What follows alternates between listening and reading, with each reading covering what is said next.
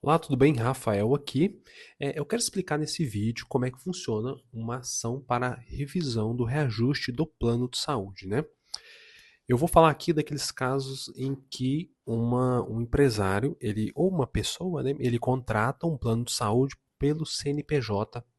Ele contrata o plano de saúde para si mesmo ou para sua família pelo CNPJ da sua empresa, ou então ele abre um CNPJ para contratar esse plano de saúde, que é uma questão que tem acontecido muito. Por quê? Porque as operadoras de plano de saúde, elas abandonaram praticamente a oferta de planos individuais, restando apenas essa opção pelos planos empresariais, né, voltados para pessoas da própria família, para um grupo familiar, ou então algumas pessoas, irmãos, enfim. E esses planos empresariais, por que as operadoras têm feito isso, né? Isso tem um motivo. Dois principais. O primeiro é que o reajuste desses planos empresariais, eles não obedecem os limites da ANS para os planos individuais, porque são limites bem inferiores ao que elas aplicam para os planos empresariais. Então, assim, num plano individual, esses reajustes anuais, eles ficam aí na casa entre 6 e 8%, por exemplo. Enquanto os planos empresariais, eles podem chegar até 40%. Como teve um exemplo agora, para o ano de 2025, a Qualicorp, né, ela reajustou os planos de saúde em 40%.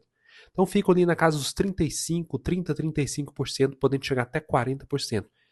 A outra questão é que os planos empresariais, ela pode a operadora de plano de saúde pode simplesmente extinguir aquele plano, né? Em relação aos planos individuais, as regras são muito mais rígidas para que haja extinção do plano. Então, considerando que eu vou explicar para vocês como é que funciona uma ação para revisão do reajuste, a gente fica aqui com essa questão de buscar evitar esse aumento de 35%, chegando até 40%. Né? Como é que funciona isso aqui? Esses planos coletivos empresariais, eles são chamados pela jurisprudência de falsos coletivos. São planos de saúde que deveriam ser planos individuais ou familiares, que são contratados por pessoas jurídicas em benefício da própria pessoa, daquele detentor da pessoa jurídica ou da família dele. Então são planos individuais ou familiares travestidos de planos coletivos empresariais. E a jurisprudência, ela tem uma solução para esses casos. Só que eu preciso percorrer um caminho, eu preciso uma estratégia sólida para que o seu processo ele realmente tenha sucesso. Você obtenha, primeiramente, a liminar para reduzir a parcela, a mensalidade do seu plano de saúde logo no início da ação e a revisão final para que você receba tudo que você pagou indevidamente, né? Corrigido monetariamente. Então vamos lá. O primeiro ponto aqui é que os planos de saúde empresariais eles podem ser reajustados, mas não livremente, não aleatoriamente. Eles obedecem um critério. Primeiramente, a variação dos custos dos serviços médicos hospitalares e o aumento da sinistralidade. De forma que a operadora de plano de saúde ela tem que elaborar um cálculo demonstrando, provando que o aumento do custo dos serviços médicos e hospitalares ou o aumento da taxa de sinistralidade culminou naquele reajuste que ela está promovendo. Se ela não conseguir provar isso, ela não pode aplicar aquele reajuste.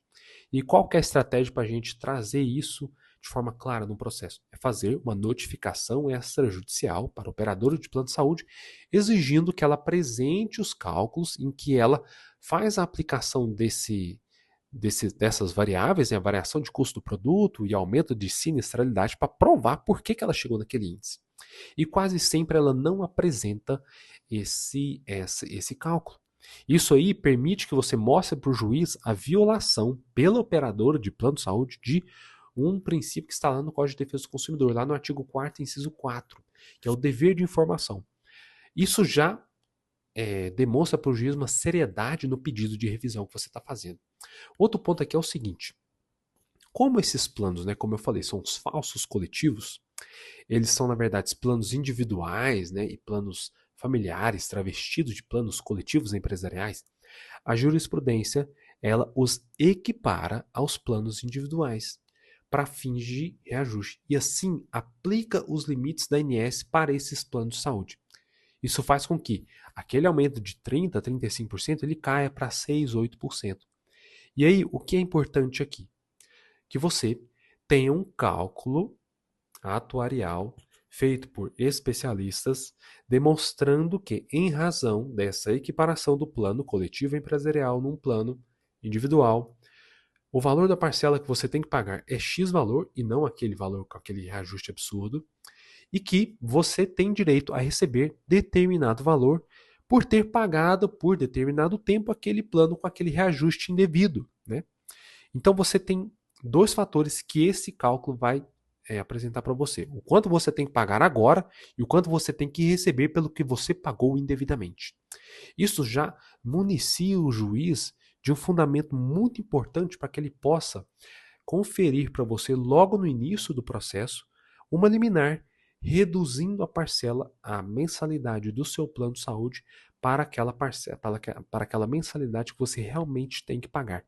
Isso já garante para você uma vitória muito importante no início do processo, que é pagar o valor justo pelo seu plano de saúde.